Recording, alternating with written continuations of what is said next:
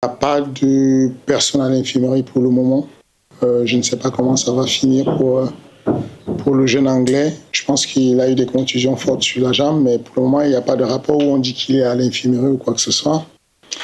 Les bonus, il y a le KO de la soirée, je crois que c'est à l'Uniaï. La soumission de la soirée, c'est Ayoub. Ayoub, est-ce que j'ai son nom de femme? Ayoub Kawa. Et puis, bien sûr, le combat de la soirée, c'est le main event. Vlad Goutu contre monsieur Virginoga. Et puis le bonus offensif de Twitter est désormais éliminé puisqu'on s'est rendu compte que ça ne reflétait pas exactement les personnes qui étaient offensives et que ceux qui avaient le plus de followers se mettaient dessus et tapaient dessus, et donc on décide de le retirer. On va juste valider ceux qui sont offensifs dans l'octogone. Voilà. Les questions?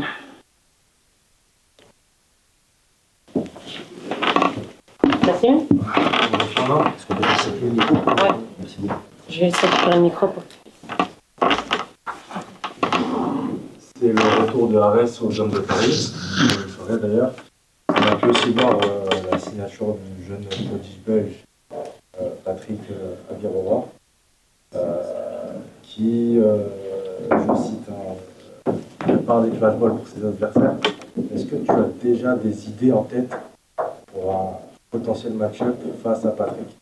On sait qu'il y a une rivalité avec un autre Français et que les deux cherchent à s'affronter. Est-ce que potentiellement ça pourrait se faire à l'aise?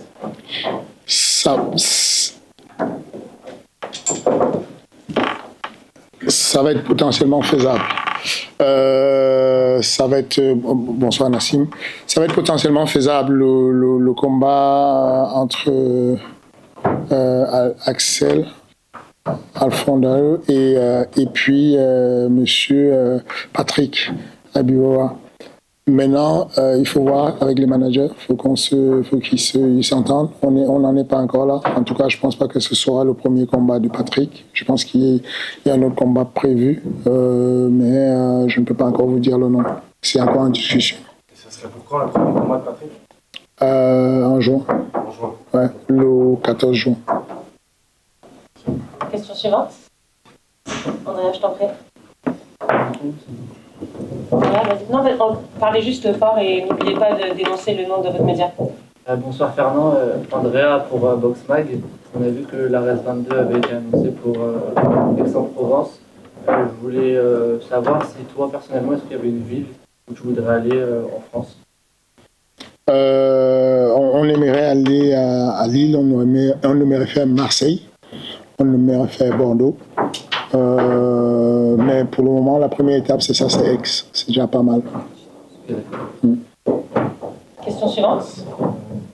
Pierre Parmesan TV, j'ai envie de poser une question par rapport à Arès Studio. Est-ce que c'était une réussite? Est-ce que vous allez reconduire? Ou est-ce qu'il y a encore des tests, entre guillemets, de ce format? Ou c'est quelque chose qui va s'ancrer dans la durée? Arès Studio, ça va rester. Ça ne va pas bouger, ça va rester. C'était bien, c'était une belle expérience. Ça va continuer. Une centaine de personnes qui sont dans une expérience immersive. Et puis, ça nous suffit pour avoir un peu plus de contenu pour la télévision. Et en termes de proportion, si du coup on a des événements qui se passent en dehors de Paris, on a certains au Dôme de Paris et les Arès Studio, au niveau proportion, on en aura encore combien à Paris, entre guillemets, le Arès classique au Dôme de Paris sur une année complète, par exemple? Je pense qu'on va tourner autour de, rien que sur le Dôme, je pense que là, on est 4. En moyenne, ce qu'on essaye de faire, c'est 2 événements avec public pour un événement en studio. Merci. Bonjour Fernand, Shams pour Gong. Youssouf Binaté est désormais en 5 victoires d'affilée à l'ARES. J'imagine que tu sais la question que je vais te poser. Est-ce qu'il y a un prochain title shot qui est prévu pour Youssouf? Je préfère ne pas en discuter, faire des match-make-up comme ça, des match-up comme ça, de tête vite fait à la fin de la soirée. Il est potentiellement éligible pour un title shot, mais il faut y réfléchir avec toute mon équipe, avec tout le monde et voir ce qu'on peut faire. Fernand, Germain Andrieux pour Républicain de l'Essonne. Je vais revenir moi, sur le thème des salles. Est-ce qu'en Ile-de-France, à part le Dôme de Paris et la Reste Studio, est-ce qu'il y aurait ailleurs où vous aimeriez aller? L'Adidas Arena, on a déjà réservé 2 fois l'Adidas Arena. Donc voilà. Là, bientôt ça va être annoncé. Dans l'Essonne? Non, le Grand Dôme de Villebon ou l'Arène des Hauts, ça vous intéresse? Tu forces un peu, frère. C'est dur. On va y arriver un jour. Dans les zones, on va y arriver. Vraiment, je n'ai rien contre les zones. On va y arriver un jour. Prenons le temps de construire ailleurs. Merci. Question suivante. Bonsoir Fernand, Alexandre Meller pour la sueur. Quid de Vlad Goutou? Il vient de faire une performance originale. Quel est son avenir dans l'organisation? Je vois la signature, là, tu ne te mouilles pas, quoi. Original, sa performance. On respecte quand même les athlètes. Non, j'ai un immense respect pour Vlad Goutou. Enfin, en tant que promoteur, j'ai rarement eu de respect comme ça pour un athlète, parce que je sais ce qu'il a vécu. Et il ne va pas le dire, il ne l'a pas dit. Ici, on a convoqué, on a demandé, Monsieur Séné, le médecin de la FMMAF, va le confirmer. Il y a 2 jours, ce jeune Vlad Goutou était à 42 de fièvre. Nous, on lui a proposé d'arrêter, de ne pas combattre. Et il a dit, je vais quand même le faire. Je vais mettre le show, je vais m'amuser. J'ai un round devant moi, je vais quand même le faire. Et faire la performance qu'il a fait, là, donner le show qu'il a fait. En tant que promoteur, je ne pense pas qu'on puisse rêver de plus que ça. Il m'a régalé complètement, parce qu'en face de lui, Virgile, c'est le futur. Virgile, voilà quoi, il a largement sa place à lui aussi. Il est très fort, il est très intelligent. Et donc, franchement, merci beaucoup à Vlad, merci à ses cornermen, et puis merci à Adji Kassata et toute sa team. Merci. Si je peux rebondir sur Virgile, juste, est-ce que l'avenir, du coup, pour lui, ce serait plus une défense, encore une défense de ceinture à l'ARES, ou comme tu viens d'en parler, plus une grosse organisation pour lui? Il y a un contender aussi dans la catégorie des poids moyens, c'est Yann Bouafia, qui est bien classé. Est-ce que c'est un match-up qui est encore possible à l'ARES, ou est-ce qu'on se dirige plus pour un départ dans une grosse orga pour Virgile? En général, vous savez comment ça se passe. Les athlètes ont envie de voyager, d'aller voir plus grand, c'est normal. Nous, on a cet engagement-là, quand on peut, de les laisser aller si jamais ils sont demandés à temps et qu'on n'a pas encore matché un truc pour eux. Donc, on va en discuter, on va voir la temporalité, ce qui va se passer. Mais oui, si l'UFC le demandait, il n'y aurait pas de contre-indication à ce que ce soit fait si jamais c'est fait dans les règles. C'est-à-dire que nous, on a besoin de ne pas avoir un planning, de ne pas avoir un combat pour lui, et derrière ça, on fait le release pour qu'il puisse y aller. Mais voilà, il le mérite, et il a un bon niveau.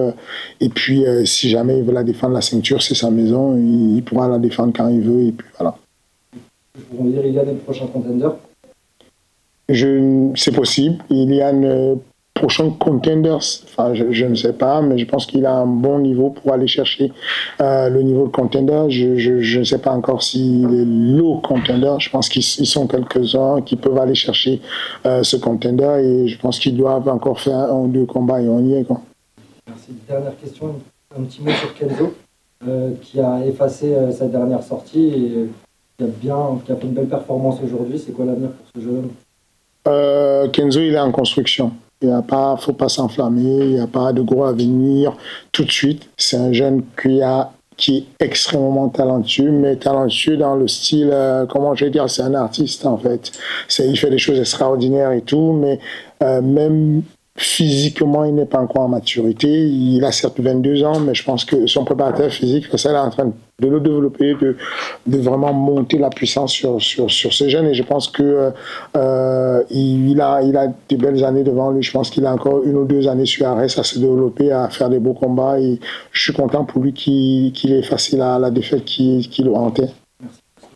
Fernand, lors des précédents arrests, tu avais dit qu'un grand nom du pied-point était attendu à l'arrest, c'est ce que j'avais retenu. Il allait combattre en main event. Est-ce que c'est toujours d'actualité? Est-ce que tu peux nous en dire un peu plus? Non, ce n'est plus l'actualité. Dernière question. Ouais, une question à propos de Rizlin Zouak. Je voulais savoir si elle a un prochain combat de prévu, bientôt, pas bientôt, il n'y en a plus. Le matchmaking lui a proposé. On a proposé un combat, je ne sais pas. On va lui proposer un combat bientôt ou on l'a proposé un combat, je ne sais pas. Mais en tout cas. On lui a proposé un combat. Voilà. Donc on ne sait pas encore. Dès qu'elle est disponible, elle pourra combattre. En tout cas, elle est encore là. Guillaume, pour la soeur, il y a eu la signature de Patrick Adéora. Est-ce qu'il y a d'autres grosses signatures sur lesquelles vous travaillez avec les deux grosses affiches? On a surtout l'annonce il y a des signatures qui arrivent. Des grosses signatures encore, ce qu'on définit comme grosses signatures. Mais surtout, il y a le message de comprendre qu'on passe à un autre niveau. On va accélérer les choses. On a des moyens d'accélérer les choses. On va passer à autre chose. S'il y a des jeunes là-dehors si parmi vous, il y a des bons combattants et vous hésitez sur vos carrières parce que vous estimez que vous n'êtes pas dans la bonne orga ou que vous n'êtes pas bien payé, faites-nous signe. N'hésitez pas, faites-nous signe, on est agressif, on veut des talents. Donc, n'hésitez pas à vous pointer. Merci Fernand. Merci. Petite devise pour les gangsters, si tu veux win un max, faut jouer un minimum. Bon d'accord, c'est pas un dicton, c'est un slogan publicitaire. Winamax double ton premier dépôt de 100 € maximum et avec le code promo GONG10, tu as 10 € supplémentaires. Admettons donc que tu déposes le maximum, c'est-à-dire 100 €. Winamax double cette mise, donc tu te retrouves avec 200 € plus les 10 € du code promo GONG10 et tu as 210 € dans ta petite cagnotte de gangster. Les mineurs, évidemment, n'ont pas le droit de parier. Surveillez vos gamins, s'il vous plaît, et surveillez-vous vous-même. Jouez tranquille, dans la mesure du raisonnable. Allez-y, mollo les mecs. Et ciao les gangsters. Merci. Et ça y est, cette ceinture, elle est là. J'ai dû attendre quelques mois en plus. Mais ça y est, elle est là. C'est beaucoup de travail. Ce soir, je pense qu'on a vu un Virgile un peu différent et tout ça, c'est grâce à mon équipe et à ce qu'on met en place, et ça continue à progresser et mon MMA continue à progresser. Je ne fais pas que travailler sur ce que je sais faire, donc assez content de ce combat. Andrea, pour Boxmag, je voulais juste savoir ce que tu avais pensé de la performance de ton adversaire ce soir et si tu étais au courant des conditions qu'il a eues avant le combat.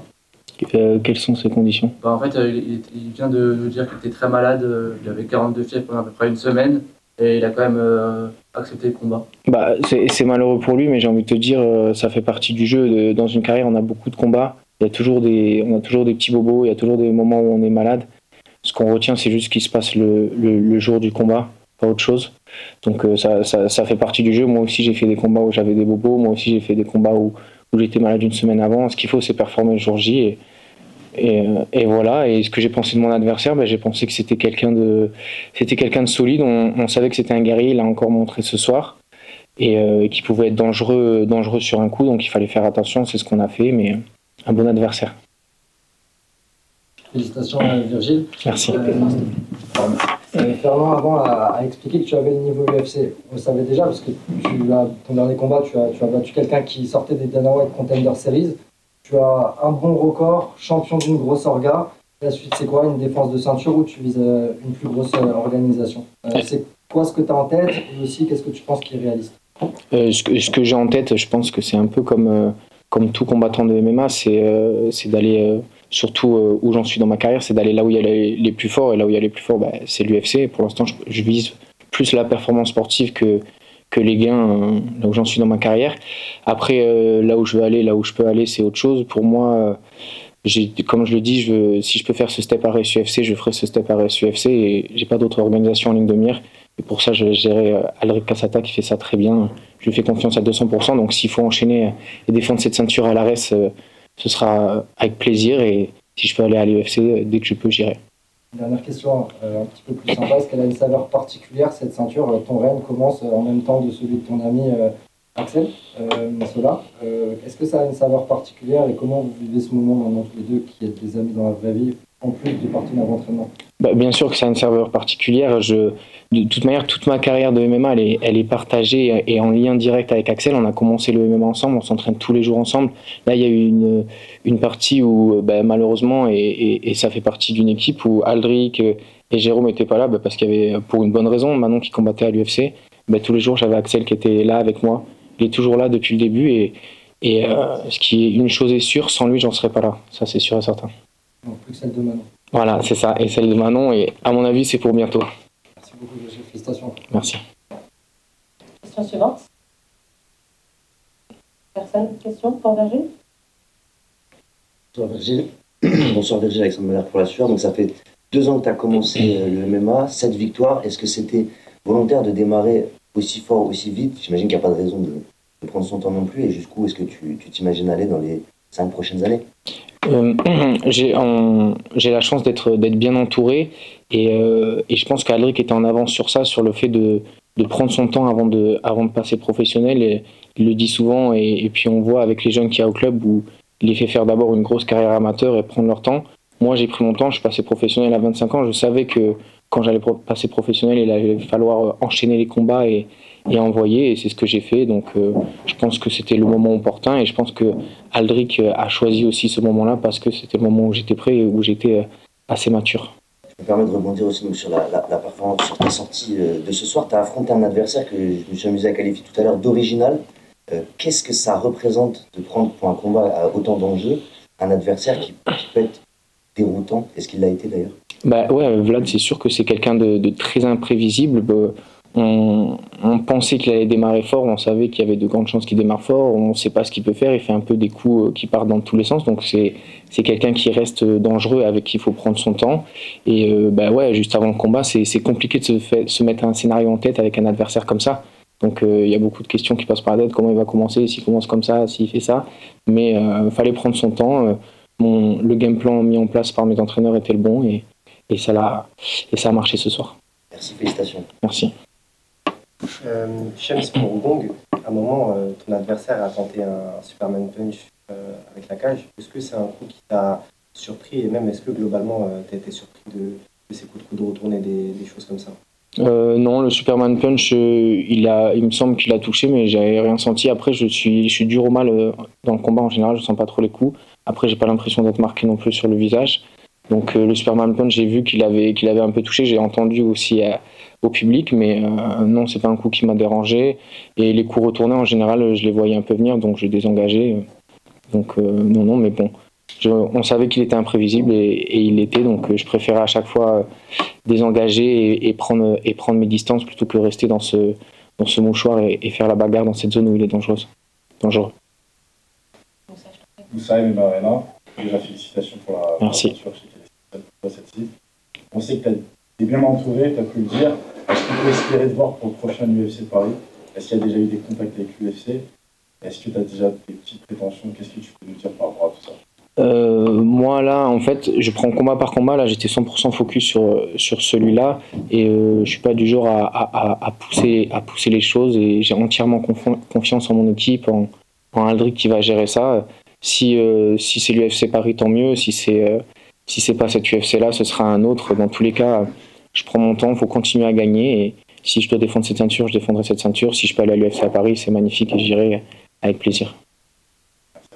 Merci. Dernière question. Juste précédemment, tu parlais des coups imprévisibles de Vlad. Moi, j'ai vu des coups qui étaient répétés, c'était des coups de pied obliques au niveau du genou. Et j'ai vu dans le premier round, il t'en a mis un, mais j'ai eu du mal à voir si t'avais glissé ou si vraiment il t'avait eu et que t'avais mis un peu à terre. Est-ce que ces coups ont été efficaces? C'est pas un coup qui m'a fait mal, mais c'est un coup qui m'a sapé les appuis. Oui, il me semble, je me souviens plus trop, mais j'ai pas glissé. Hein. Je pense que c'est à cause du coup que je suis tombé. Donc pareil, c'était des coups assez imprévisibles qui ont qui ont eu des conséquences, puisque j'ai glissé quand même. Enfin, ça m'a fait tomber, mais je me souviens plus exactement. Et donc après le combat, là maintenant t'es un peu à froid, au niveau des genoux, il n'y a pas de... Non, j'ai aucune séquelle, aucun bobo là après le combat. Un peu mal au pouce droit, mais ça je pense c'est moi en donnant des coups plus qu'autre chose. Mais sinon non, pas de séquelles. Très bien. Un dernier petit mot pour moi du coup. Je tiens à remercier aussi toute mon équipe que j'ai déjà remercié dans la cage, mais aussi tous mes sponsors qui me permettent de pouvoir m'entraîner et de pouvoir faire ça de manière professionnelle. Sans eux, je serais obligé de travailler à côté et je ne pourrais pas me donner pleinement au MMA. Donc merci aussi à tous mes sponsors. Voilà. Merci. Tu pourras le rendre après. Merci. Bonsoir Vlad, on est là pour Box Mag. Il y a Fernand qui vient de nous expliquer qu'il y a quelques jours tu étais à 42 fièvre. Est-ce que tu peux détailler un peu ce qui s'est passé? Ouais, c'est vrai ça. Excusez-moi. Oui, c'est vrai ça, que le PG dit que j'avais le fièvre 40. Lundi, moi, je pensais que je mort. Mais je récupère et je dis non, je vais pas laisser ce combat. Je vais pas laisser Virgile comme ça. Je vais faire un combat. Donc voilà, c'est ça. Et juste la maladie, elle a duré combien de temps? Comment? Ça a duré combien de temps? Tu étais malade pendant combien de temps? Je suis malade une semaine. Une semaine? Ouais, et après, c'est bon. Et après, il revient, le malade. Ouais, c'est ça. Parce qu'il y a un problème que moi, je n'ai pas de pastilles, du antibiotique. Parce que je donne le dopage. Pour ça, je ne prends pas l'antibiotique. Juste comme ça. C'est ça.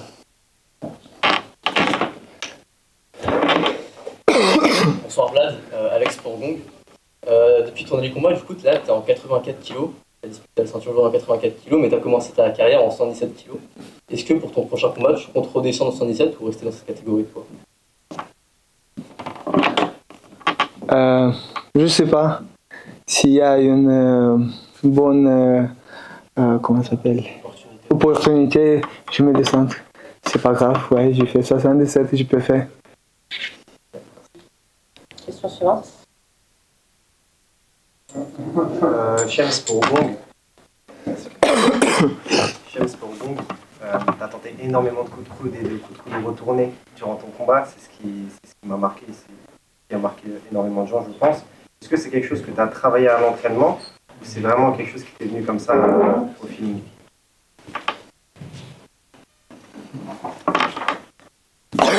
Désolé. Oui, ça c'est. Je travaille avec ça. J'attends le vigile. Non, lui, il regarde qui j'attends. Et il peur entrer. Mais c'est pas grave. C'est ça. Dernière question pour Lev. On va faire deux. Moussa, vas-y, je t'en prie. Est-ce que tu peux parler juste un peu fort, comme ça il va garder le micro? Moussa MMA Arena, avec l'information que l'on va avoir, on partageait, en tout cas moi personnellement, entre courage et folie. Tu as quand même réussi à performer ce soir. Quel était ton état d'esprit dans l'octogone après cette maladie? Tu as compris la question? Non. On ne sait pas si t'es très courageux et on a l'impression que tu es très fou en même temps. On se demandait dans quel état d'esprit tu étais ce soir pendant ton combat. Comment tu te sentais dans la cage? Oui, j'aime beaucoup les fans, tout le monde qui m'adore. J'adore la même. Pour ça, je sors dans la cage pour faire le show, pour voir le sang, le mal. C'est ça le MMA. Voilà. C'est tout. Nassim pour The Goat.